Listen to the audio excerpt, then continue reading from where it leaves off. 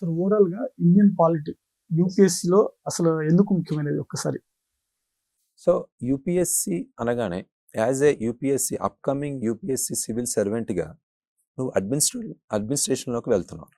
So అడ్మినిస్ట్రేషన్లోకి వెళ్తున్నప్పుడు government departments రిలేటెడ్గా ఆయన సో పిఎం నుంచి సీఎం వరకు వాళ్ళ సెక్రటరీ లెవెల్లో ఆయన ఎన్ని డిపార్ట్మెంట్స్ ఉంటున్నాయి, ఏ ఏ విభాగం ఎలా పనిచేస్తుంది, ఇవన్నీ కంపల్సరీ తెలిసి ఉండాలి.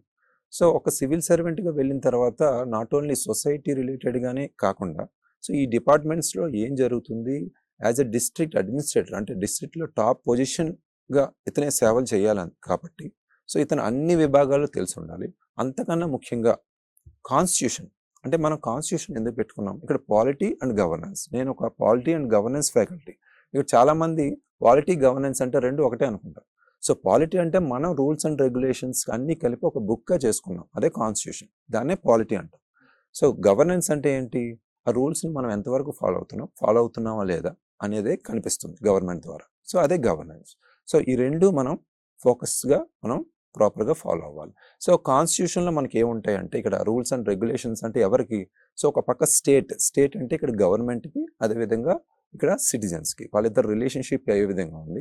సో డిఫరెంట్ పబ్లిక్ అథారిటీస్ ఎవరైతే ఉన్నారో పిఎం నుంచి మనం చూసుకుంటే ఫినాన్స్ కమిషన్ కావచ్చు, ఫినాన్స్ మినిస్టర్ కావచ్చు, సో డిఫరెంట్ మినిస్ట్రీస్ కావచ్చు, కాన్స్టిట్యూషనల్ బాడీస్ కావచ్చు, నాన్ కాన్స్టిట్యూషనల్ బాడీస్ కావచ్చు, స్టాట్యుటరీ బాడీస్ కావచ్చు, ఇవన్నీ ఈ విభాగాలన్నీ, ఎలక్షన్ కమిషన్ కావచ్చు, ఇలాంటి విభాగాలన్నీ ఎలా పనిచేస్తున్నాయి, సో వాటికి సంబంధించిన కంప్లీట్ ఫోకస్ అనేది ఉండాలి. So as a upcoming UPSC aspirant or civil servant. Sir ఓవరాల్‌గా మీరు యూపీఎస్సీ ఆస్పిరెంట్స్‌కి యూరేకా ప్రోగ్రామ్ గురించి మీరు ఏం చెప్పదలుచుకున్నారు సార్?